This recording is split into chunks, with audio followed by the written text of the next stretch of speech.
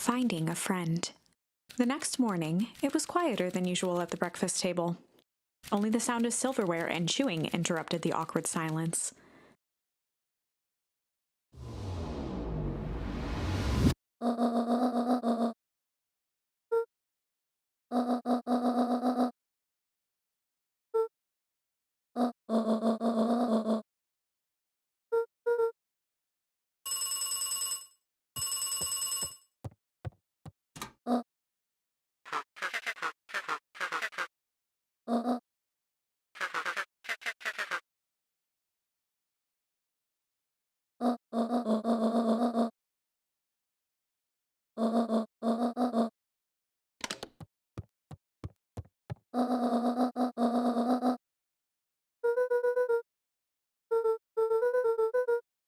Gran's brow furrowed.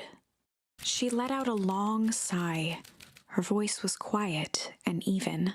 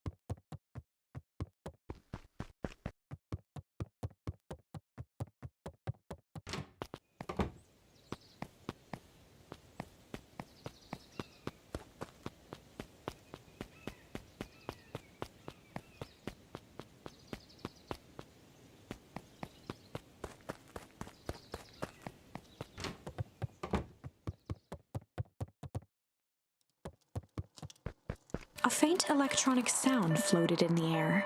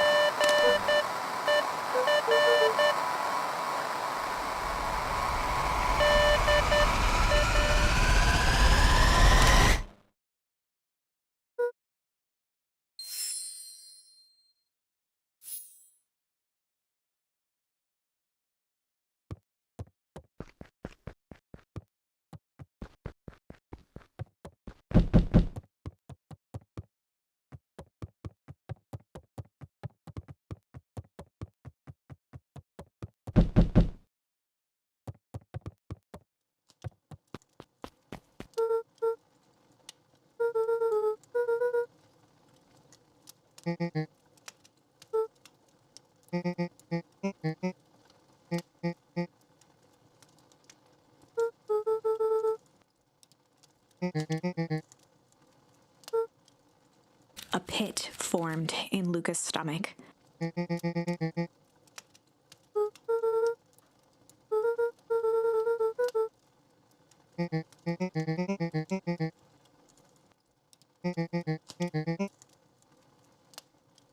Luca's mouth felt dry.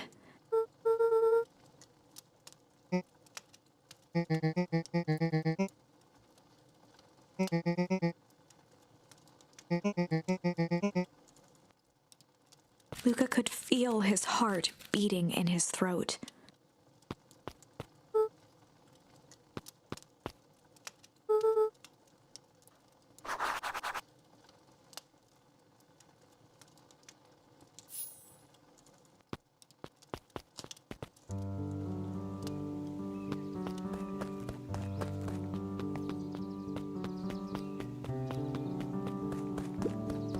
The road leading to Beacon Pines was long and uninspiring, a sort of natural barrier for the impatient.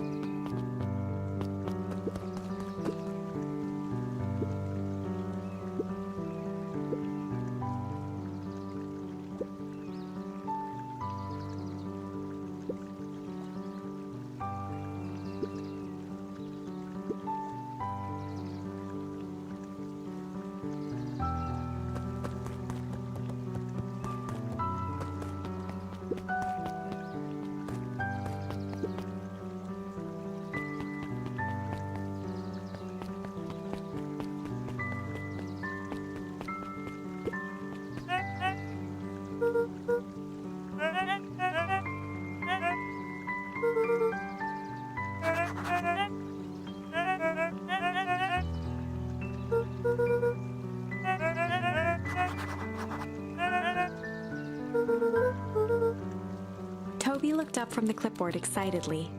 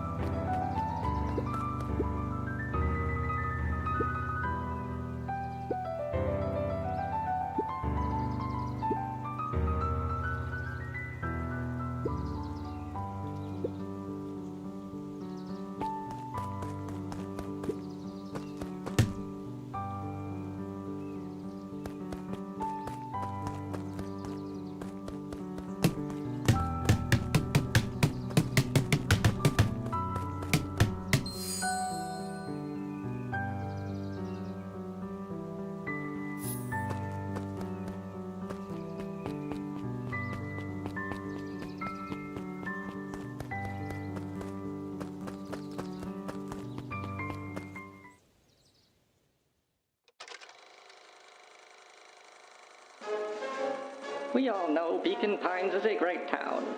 What you may not know is great towns grow from mighty roots. And that is why you cannot tell the story of Beacon Pines without telling the story of one Sharper Valentine. Young Sharper's keen intellect and strong moral fiber led to a grand vision. A vision of a community dedicated to a better tomorrow.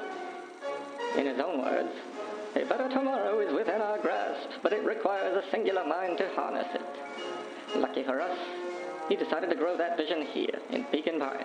And how does one grow a better tomorrow? With fertilizer, of course. Valentine's Fertilizer Company became the lifeblood of a town yearning for purpose. But then tragedy struck, a scientific experiment gone wrong. An accident which took Shopper away from us far too soon. To this day, we struggle to pick up the pieces. But one foul harvest isn't enough to stop the people of Beacon Pines. The spirit of Sharper Valentine lives on. It lives in the hearts of everyone with a dream for a better tomorrow. Together, we will follow his example and grow a bountiful future.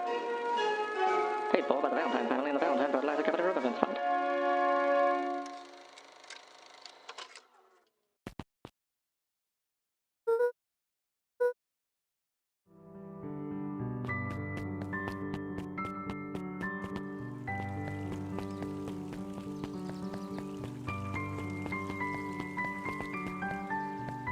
Jeff's Hardware closed down about a year ago. The effects of the foul harvest stretched wide. When there are no crops in the field, tractors don't need fixing.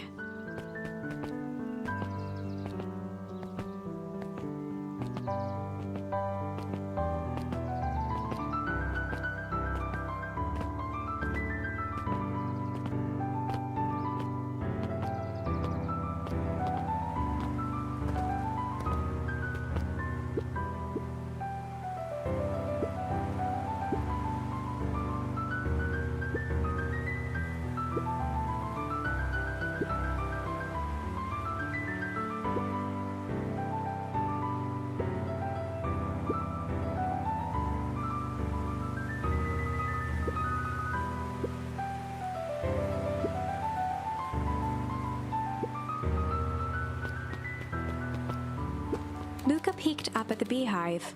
It appeared to be deserted.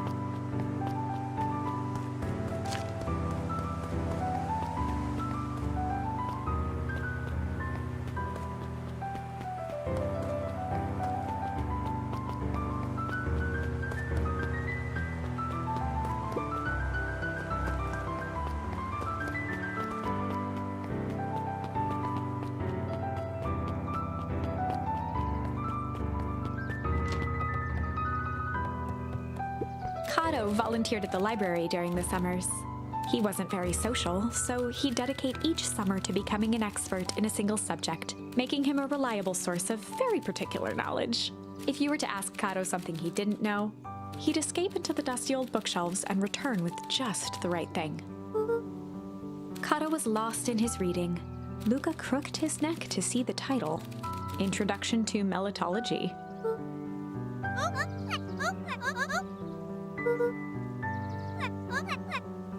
He gestured to the shelves.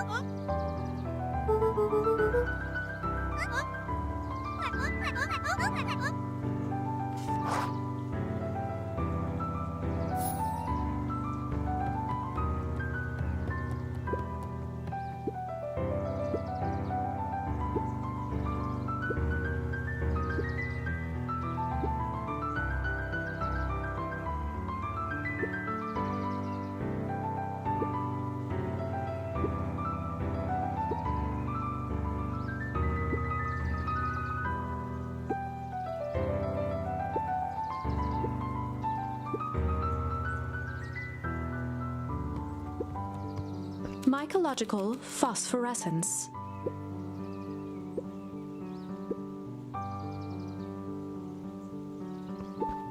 The bottom corner shelf was a dusty array of thick science books.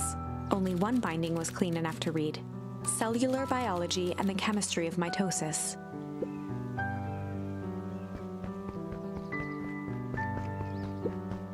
The entire top level of the library was devoted to comics, most of which were Hank Atomic and the myriad of lesser, revered spin-offs.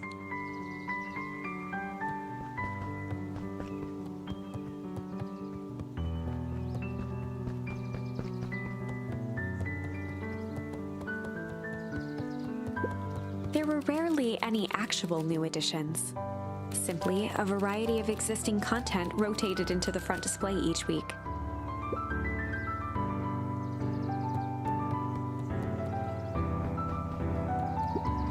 Oh, the cobs I've eaten. A salad-centric travel guide for the mildly adventurous. Sally Seashore's simple, succulent sundries. Luca brushed off a smudge of dust. Or maybe it was flour. 30 recipes so easy you'll doubt it's even edible.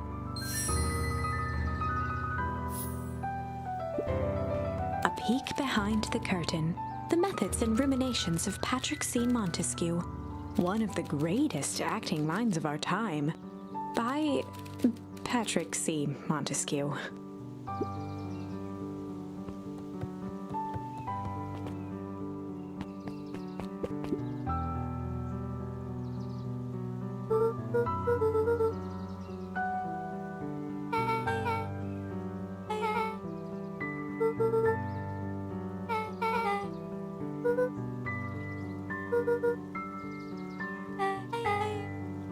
Beck's family moved often, giving her little time to establish any real connections.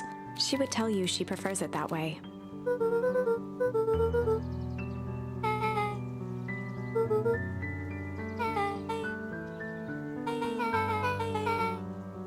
Luca shifted his feet uncomfortably.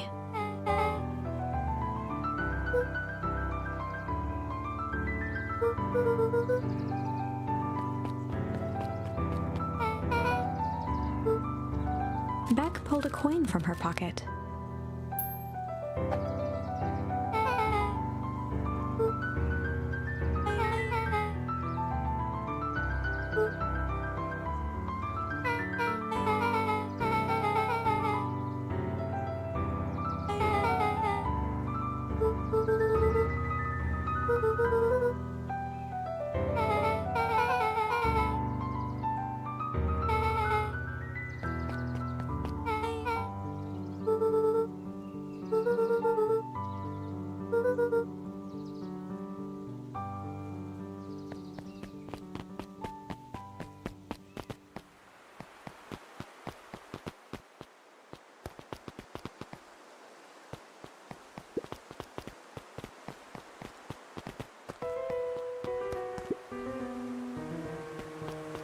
Luca felt a chill as he approached Beck.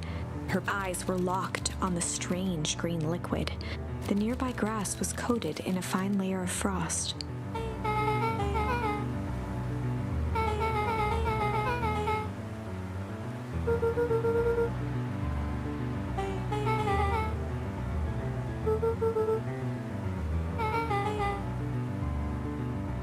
Luca watched as Beck dipped a broken tree branch into the goo.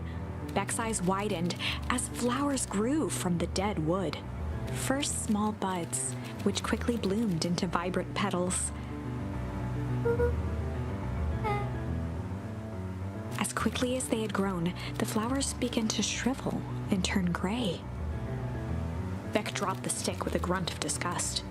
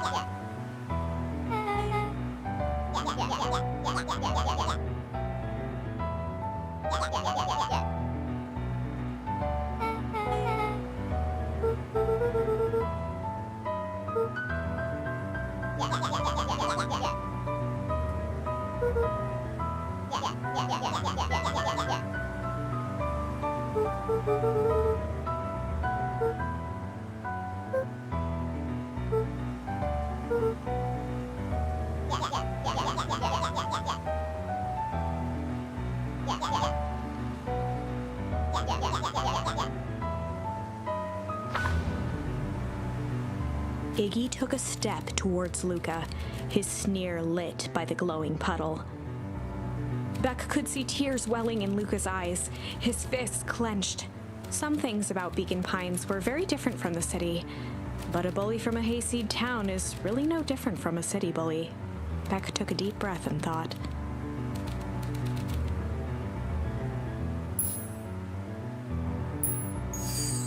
Well, time to bust out the strange.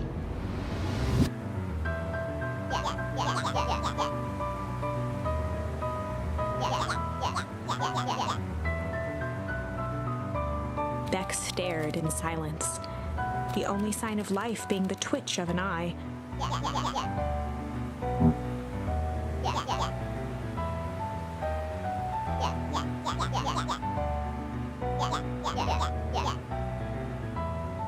At the sight of Iggy taunting Beck, something in Luca snapped. Iggy's smirk shifted to a look of shock as Luca launched himself into his stomach. Iggy's clothes were drenched in the glowing ooze. Iggy's voice began to slur as he struggled to get up.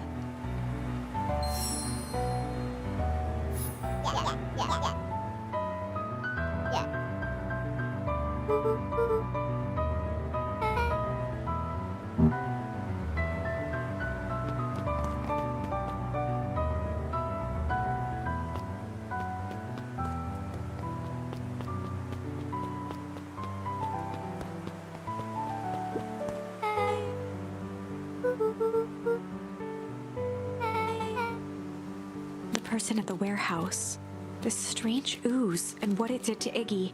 Was Rollo caught up in all of this?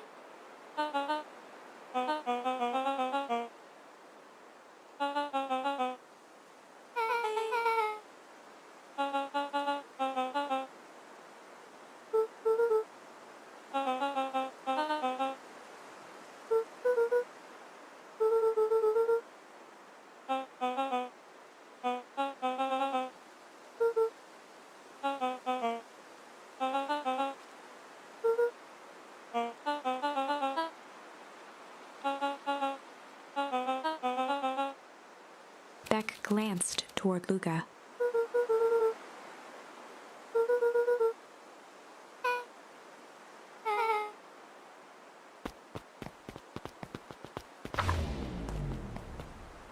Rollo was safe. A wave of relief washed over Luca, which was quickly replaced by a sense of dread. Gran is going to kill me. If he hurried, he might just make it home before sundown. Chapter 4. Our harvest awaits. Luca took a deep breath and gingerly opened the door, steeling himself for Gran's wrath.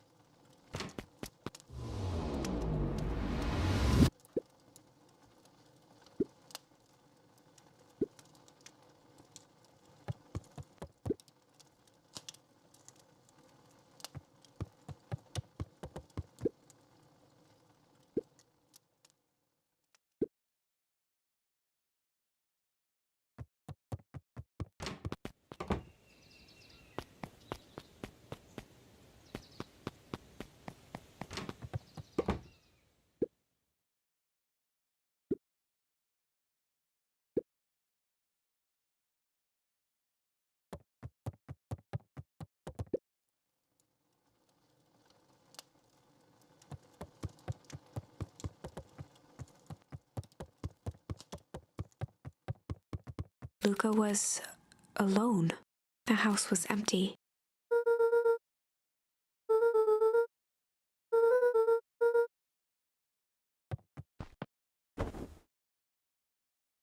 Luca was sitting by the pond, listening to small waves lap against a rock. His father sat in a folding chair in front of him. Without turning, he spoke.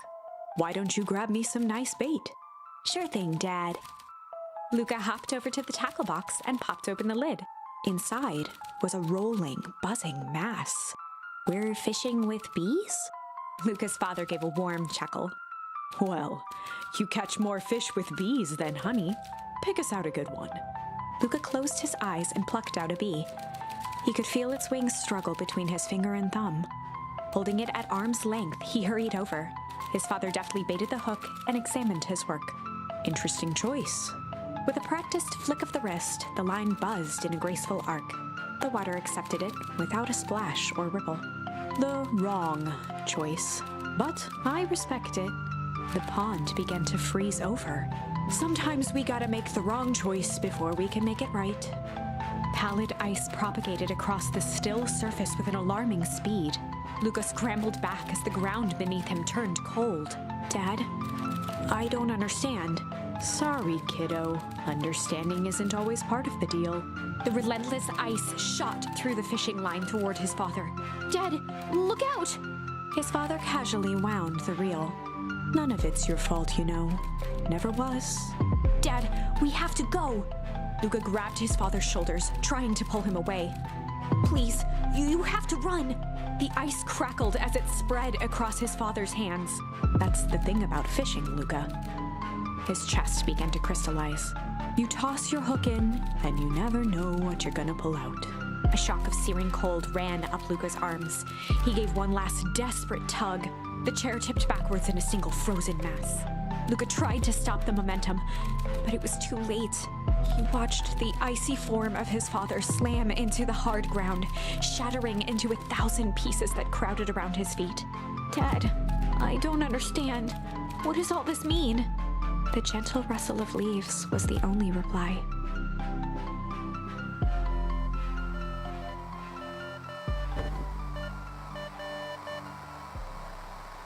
Luca's eyes struggled to focus on the walkie-talkie.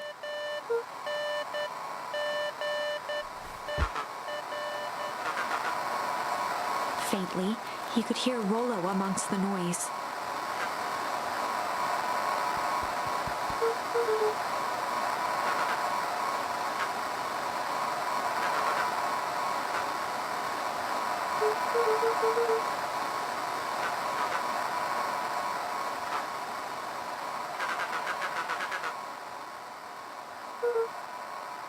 Rollo's voice was coming through more clearly now, but some words were still just static.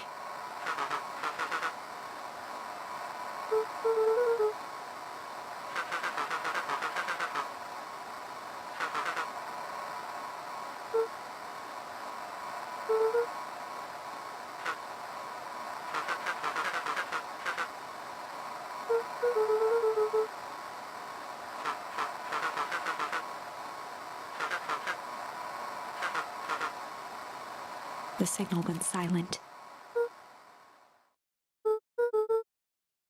Luca held still, waiting for a response, his pounding heartbeat marking the passage of time.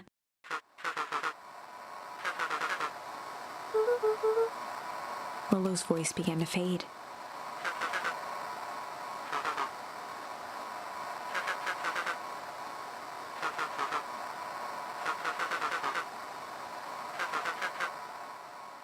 With that, the signal died for good.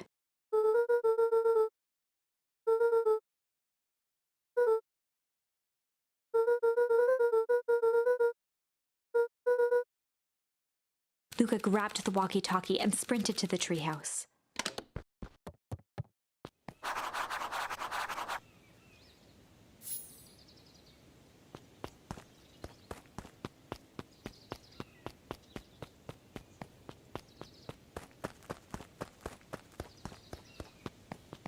Luca heard a group of footsteps approaching.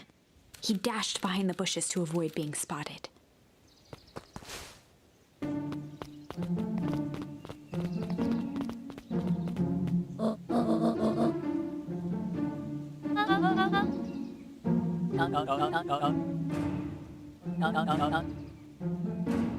Mr. Tolliver paused, shifting his eyes to one side.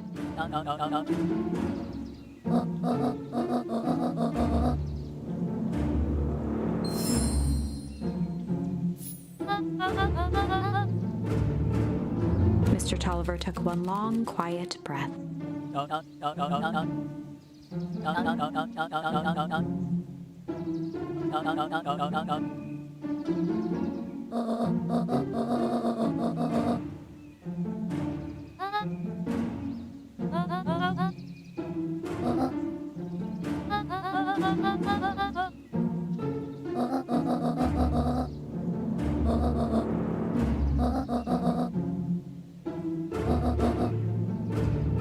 The three shared a determined look.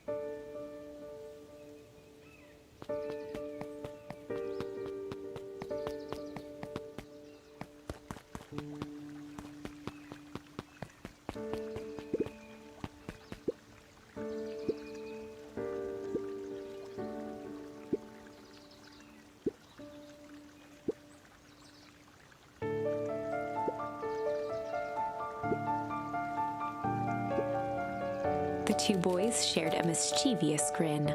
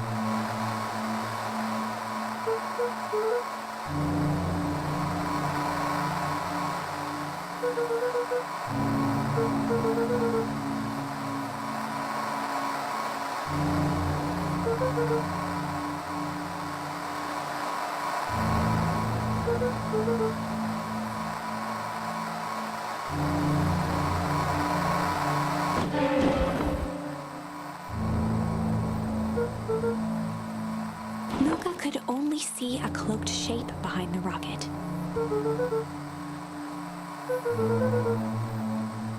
He strained to hear as a muffled voice began.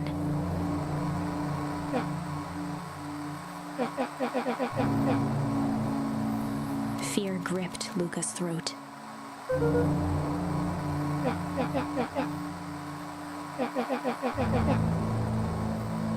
Luca stared at the ground for a moment, trying to place the dampened voice. The figure shifted slowly from behind the rocket, revealing itself to Luca.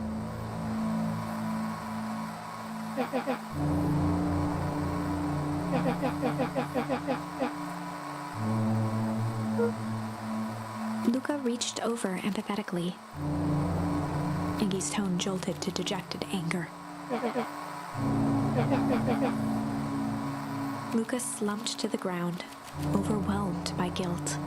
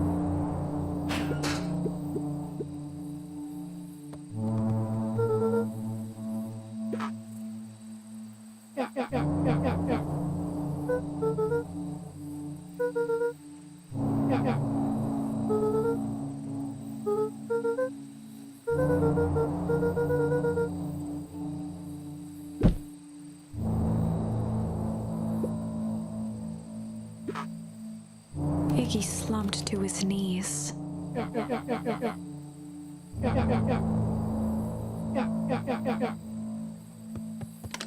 Luca grabbed the walkie-talkie and headed for the window. Luca and Iggy climbed up the back of the treehouse to its roof, where Rollo had constructed his MCDC, the Mission Control Defense Cannon. From behind the crowd of clipboards, William Kerr strode forward, a warm smile on his face.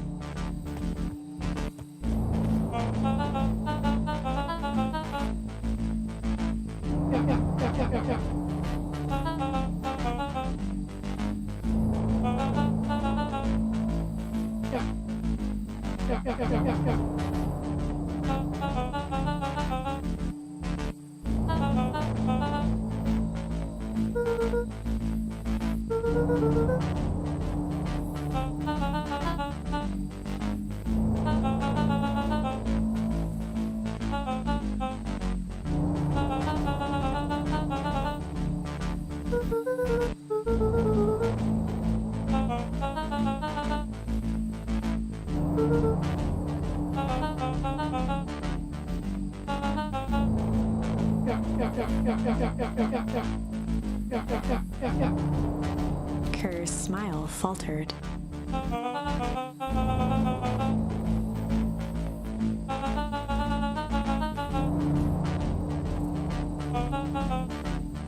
Luca's grip tightened on the MCDC.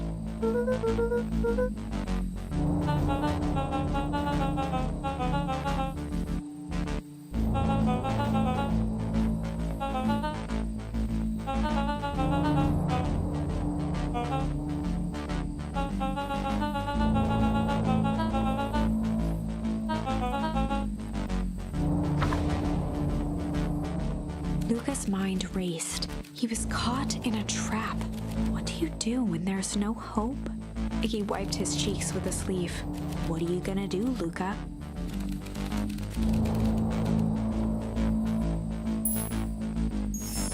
Luca drew himself up and decided to take the only option they had left. Fight. He swung the mission control defense cannon around, aiming it confidently at the smirking face of William Kerr. Luca summoned his most insolent demeanor.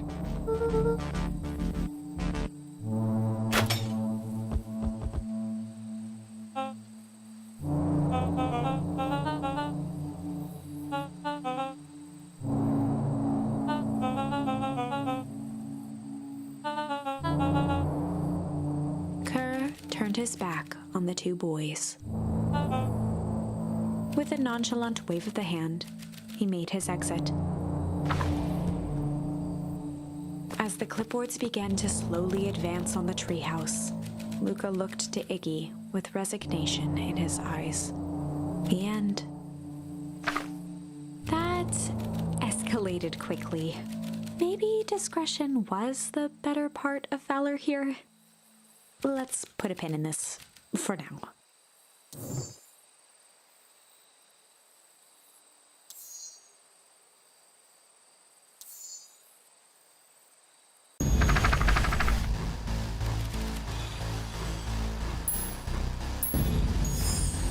This is a story about struggle. Luca could hear a machine humming somewhere nearby. He felt around wildly, searching for something, anything that could help. His hands found a hard object, maybe a tile? He yanked it free, lifting the cold stone. Let me go!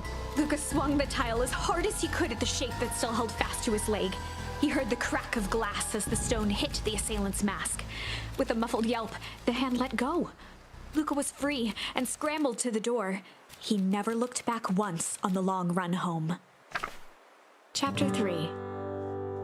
Everything's fine. The next morning, it was quieter than usual at the breakfast table. Only the sound of silverware and chewing interrupted the awkward silence.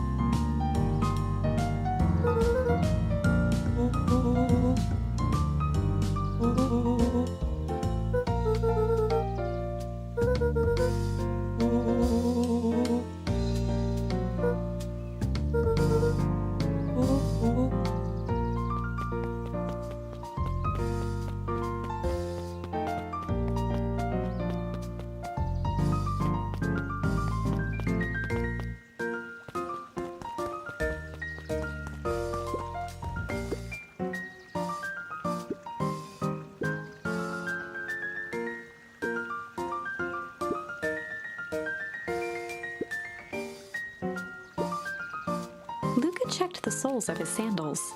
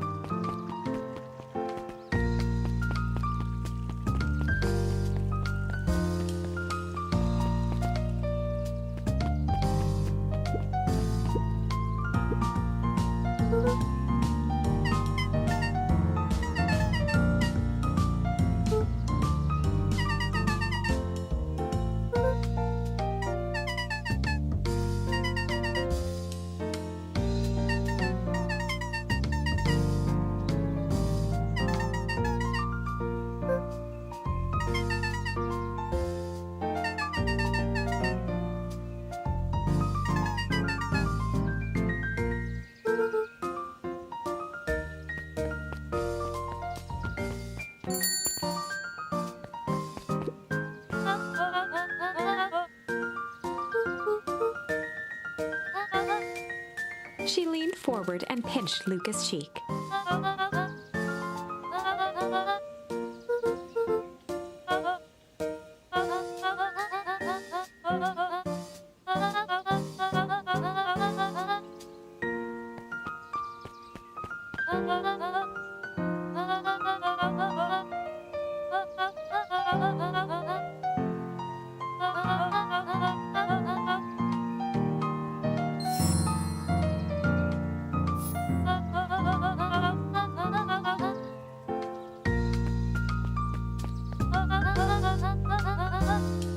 Luca shifted the basket uncomfortably. Mrs. Fratelli lifted the cloth and inspected the jam. She carefully lifted out her jars of jam.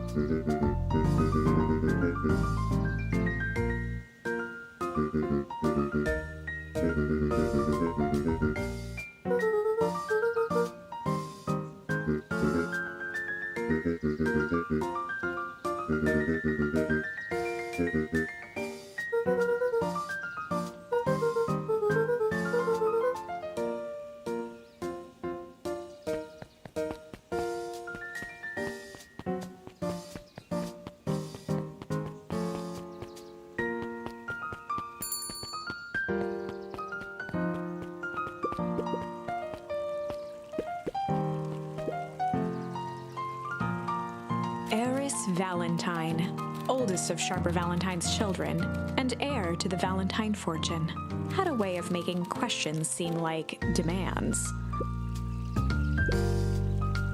Mr. Wilder had learned to assume that if he was hearing from Eris, it was because she had taken issue with something he had put in the paper.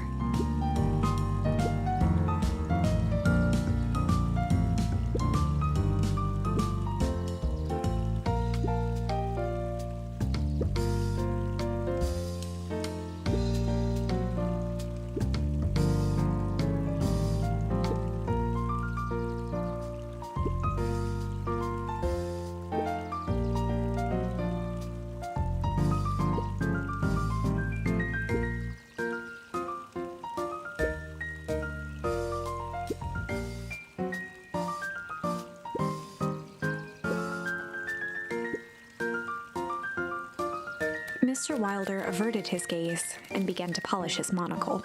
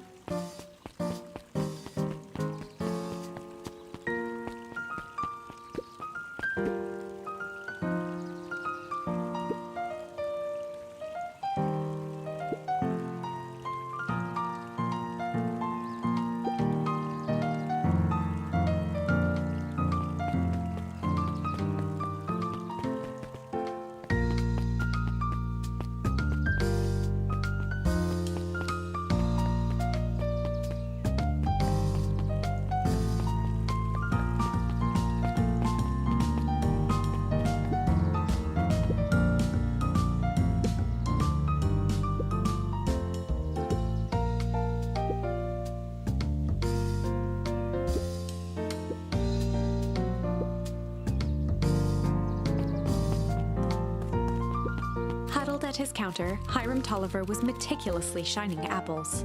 More accurately, Hiram Tolliver was meticulously shining one apple. With a yelp, Mr. Tolliver fumbled the apple, flailing at the air as it fell. He leaned forward and lowered his voice.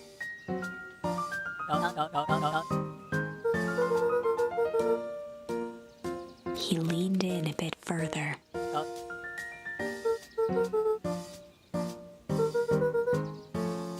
Mr. Tolliver leaned back, speaking loud enough for anyone to hear.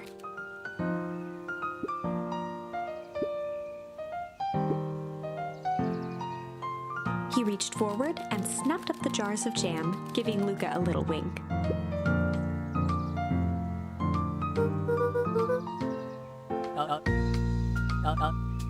He leaned in for a final whisper.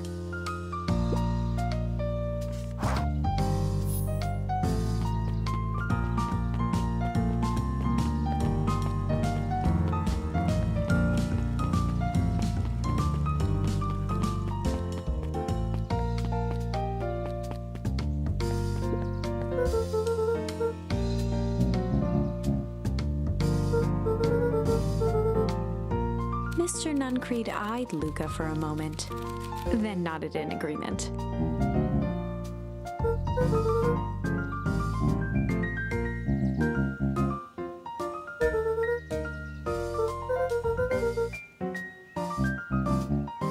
Nuncreed snatched the basket from Luca.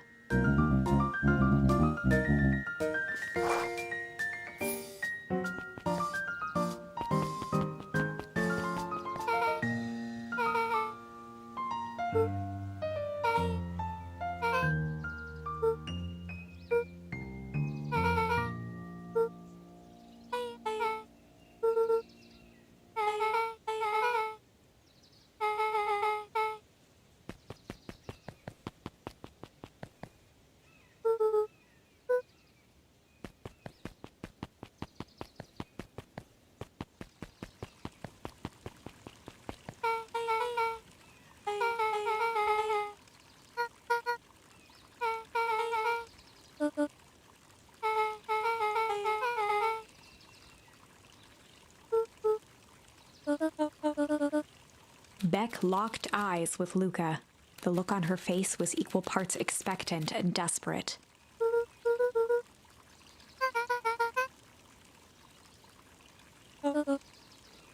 Beck gave Luca a quick nudge.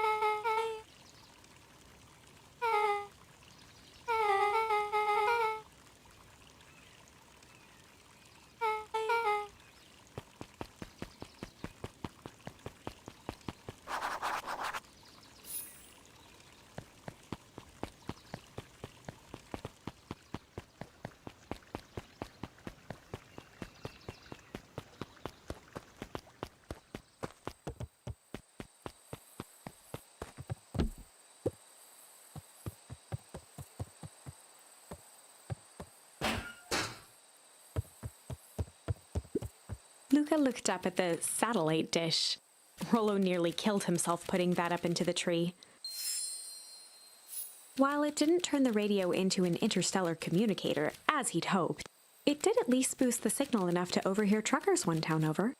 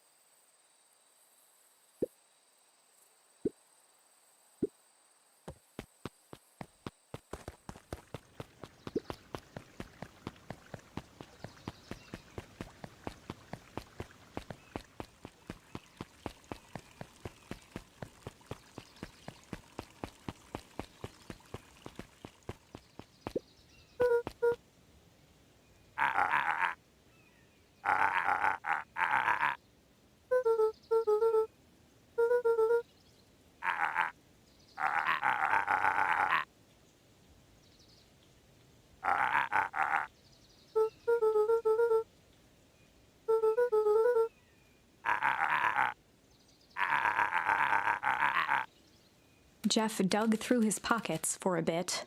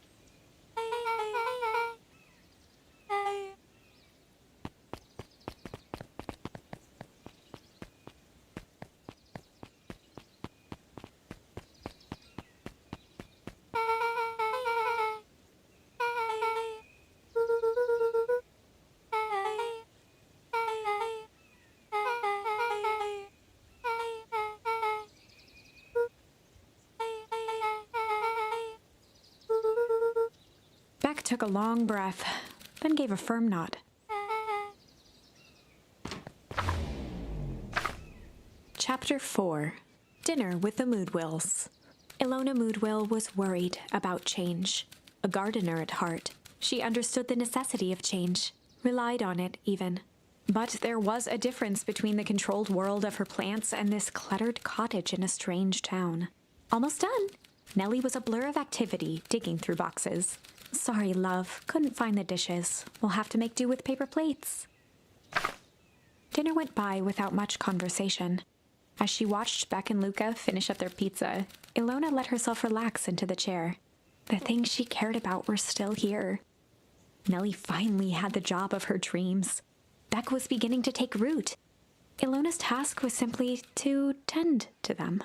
She could do that.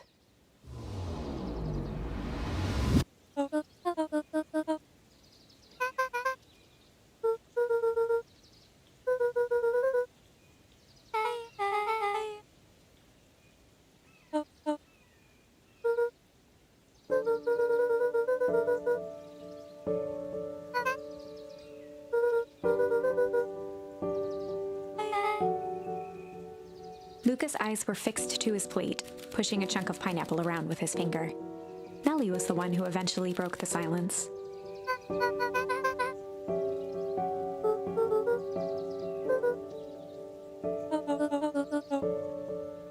Ilona nervously gestured toward the boxes.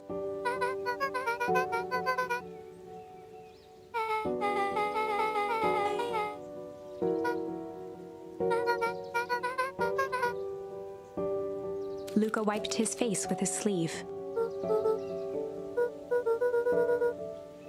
Beck gave Luca a swift kick under the table.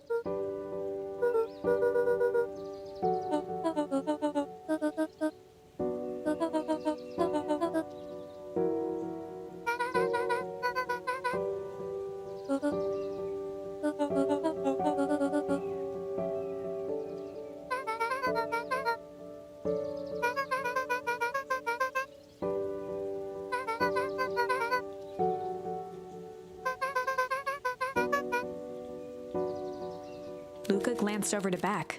She seemed to be holding her breath.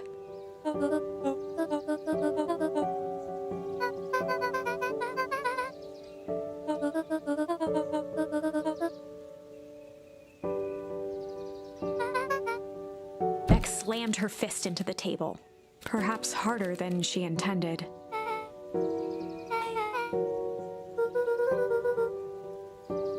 Luca glanced outside to gauge the time. The sky was darker than he expected, filled with ominous clouds.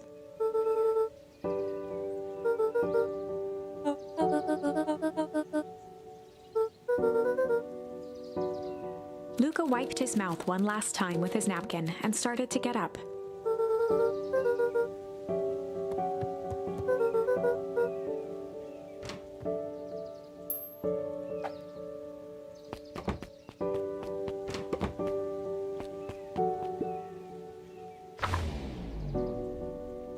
Surprised, Luca turned around. He knew Rollo could be prickly around new people. But Beck seemed cool. Rollo would warm up to her eventually. Probably.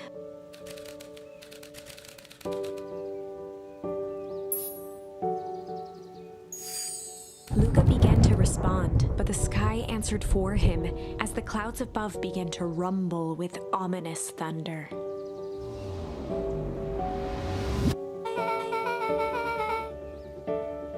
Luca surveyed the roiling clouds.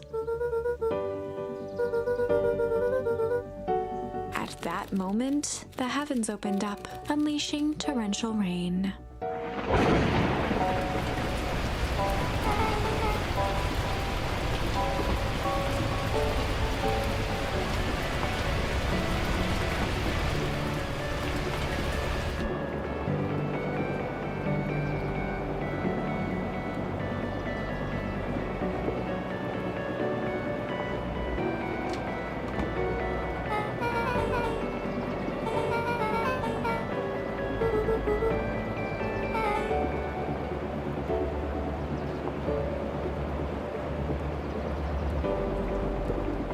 Luca squinted into the eye hole of the microscope.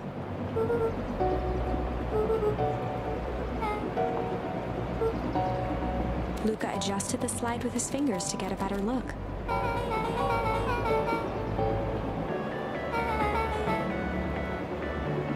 Luca wiped his hand off on his sweater and gave a nervous laugh. Beck looked down, timidly tapping the ladder with her feet.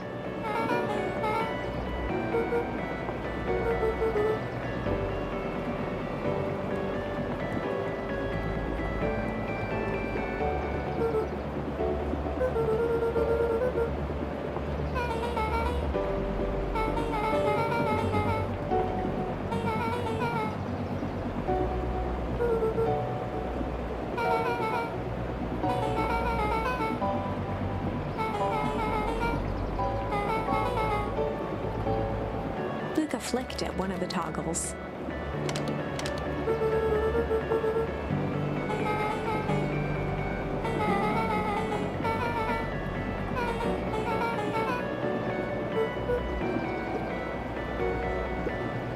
Luca bent down to examine the bouquet of wilting flowers. Judging by the odor, they were well past their prime. He flipped open the attached card.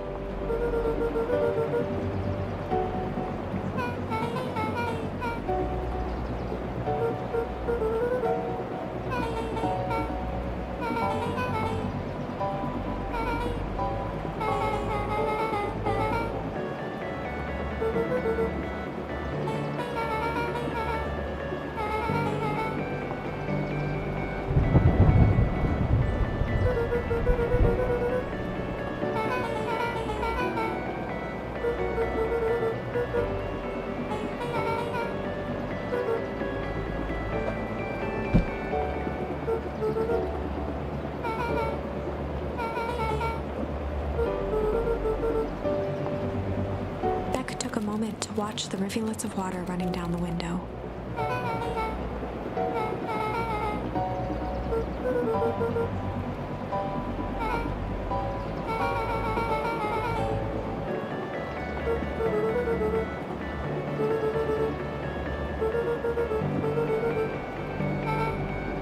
Luca took a deep breath, exhaling slowly.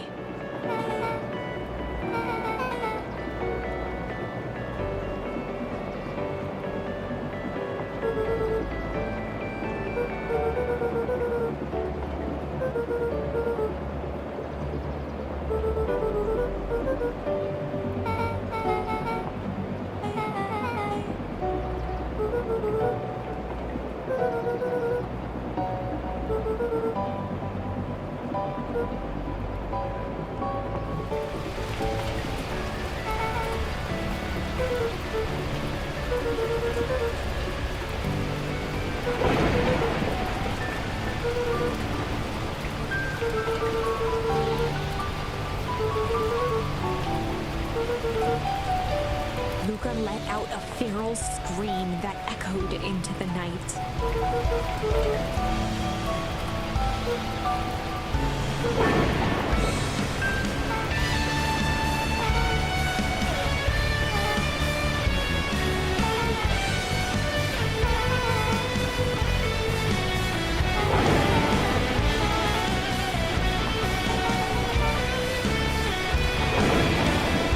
Her voice dropped to a trembling whisper.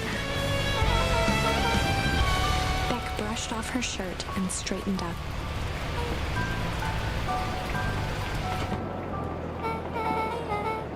As abruptly as it began, the storm abated.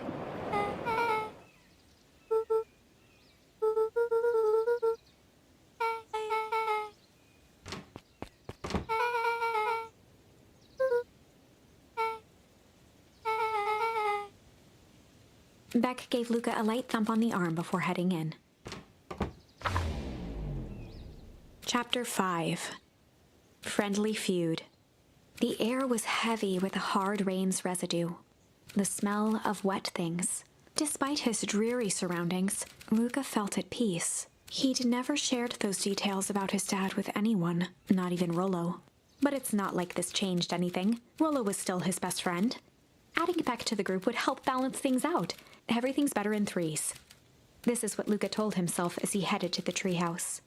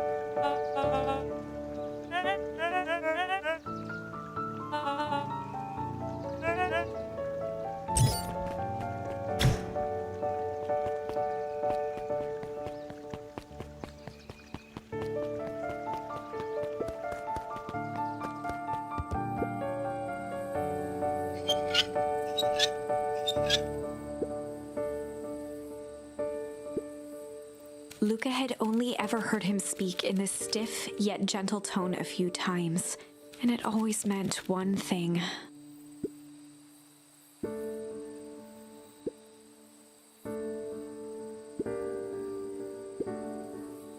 Rollo scoffed.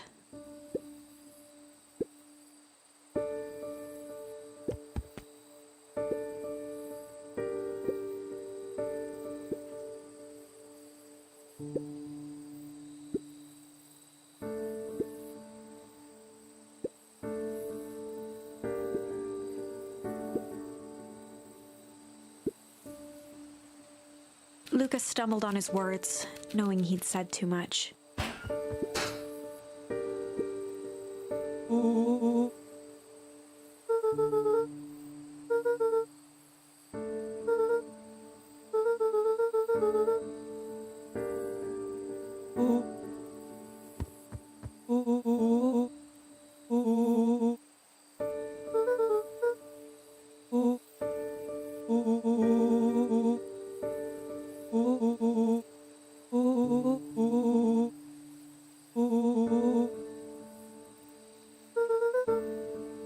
Luca became instinctively angry in response. Both boys were now shouting across the distance.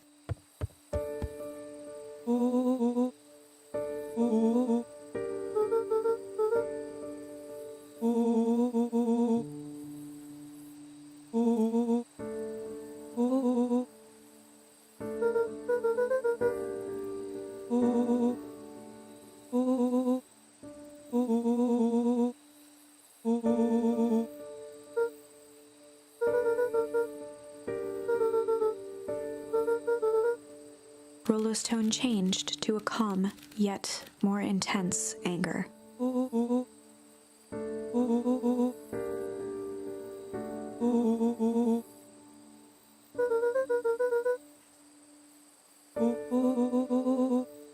The words hung in the cold night air.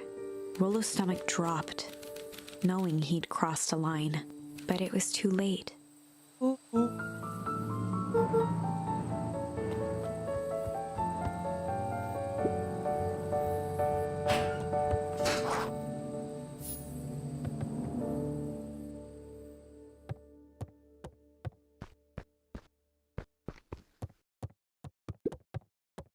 Luca dug through his old stuff, not even sure what he was looking for.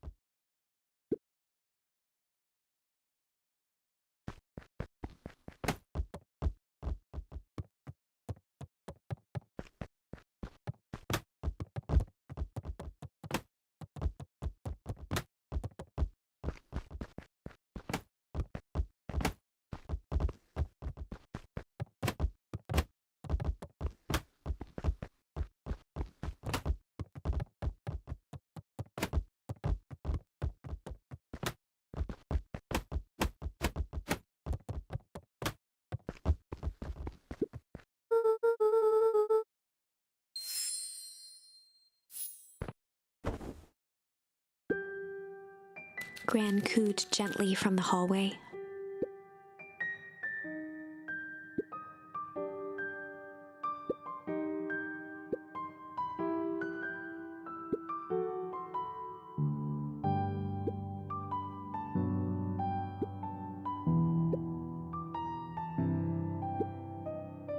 Luca just wanted to be alone. He waited to hear the sound of the front door closing.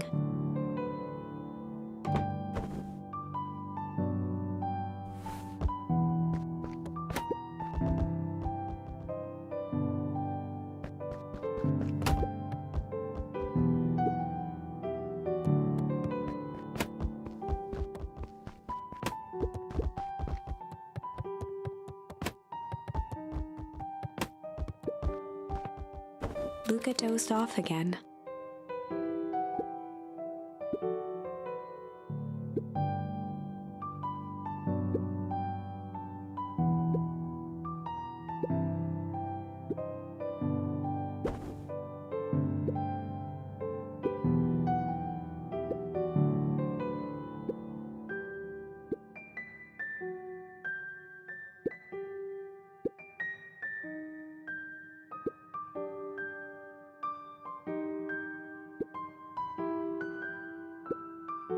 Lucas still couldn't bring himself to go out. Besides, if he ran into Rollo, he'd have to actually confront the situation.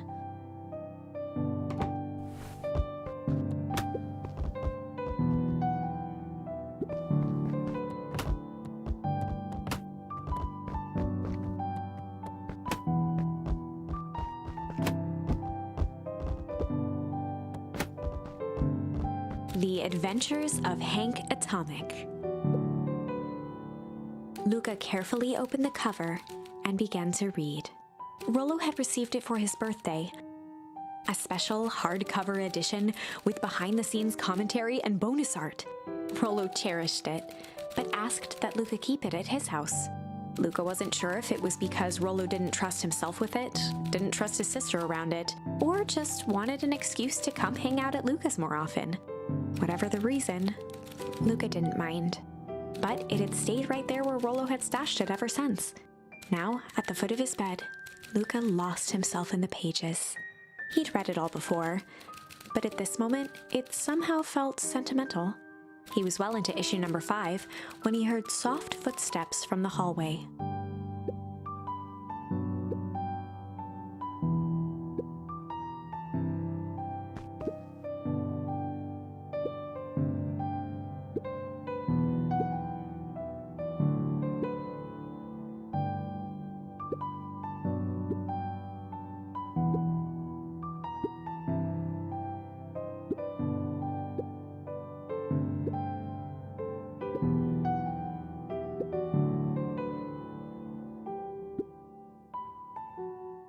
Without realizing it, Luca had pouted away the entire afternoon.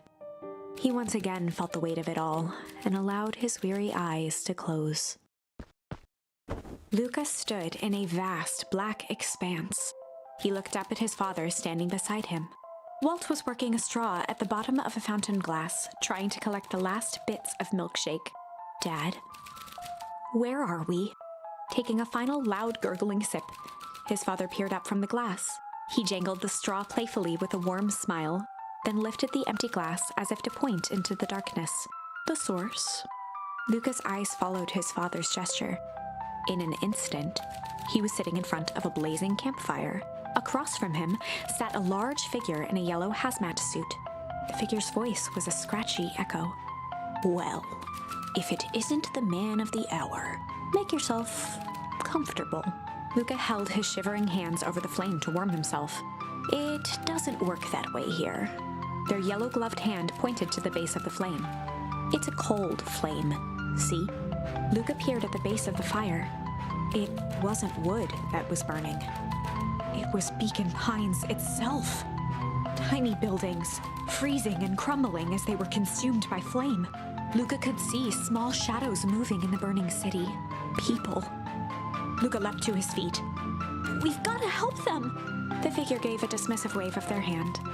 "Why waste energy helping people who can't even help themselves?" The figure bent down to examine the panicked crowd as they desperately tried to stop the flames. "They only care about what's right in front of them. Not like us." Luca's voice was a trembling whisper. "Us?" The figure slowly stood up, grabbing its helmet with both hands. With a jolt and a twist, the suit emitted a gasp. A cloud of torpid mist escaped, slowly revealing the face within. Luca's own face looked back at him. Older, worn, distant. The sensation was oddly familiar, as if he'd caught his own reflection by surprise in the mirror. The doppelganger smiled. "I tried to help once." He gestured towards his face. "And all it got me was this." Luca staggered back. "You aren't me." Luca felt a hand catch his shoulder. His father was there again, beside him. "Every choice sets us on a path. This is the end of one of your paths, son." Luca watched his older self shake its head ruefully, its face twisting into a cruel grin. "Welp, Dad, if you wanted him to see this, far be it from me to disappoint." Luca watched in shock as the figure took a confident step forward and plunged into the flames. In a flash of cold light, he was gone.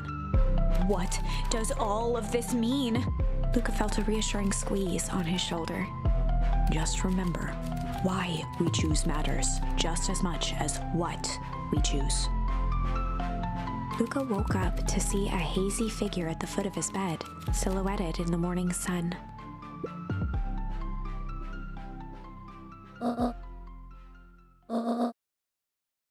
Luca rubbed his eyes.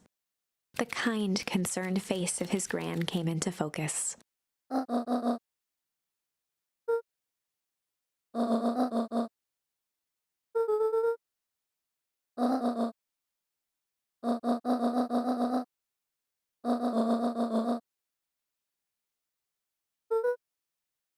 Gran silenced Luca with a gentle pat on the leg.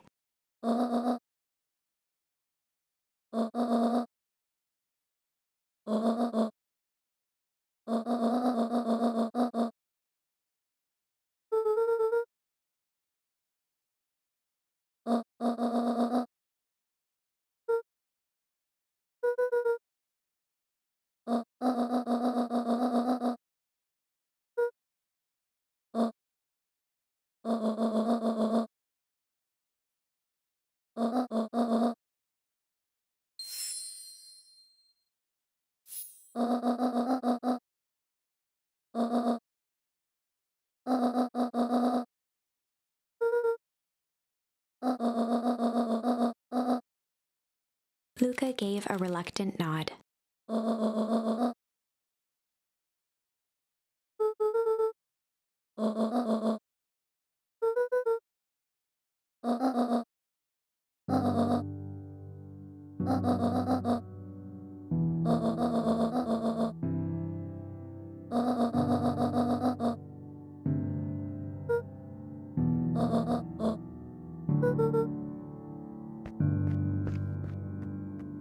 Luca took a deep breath.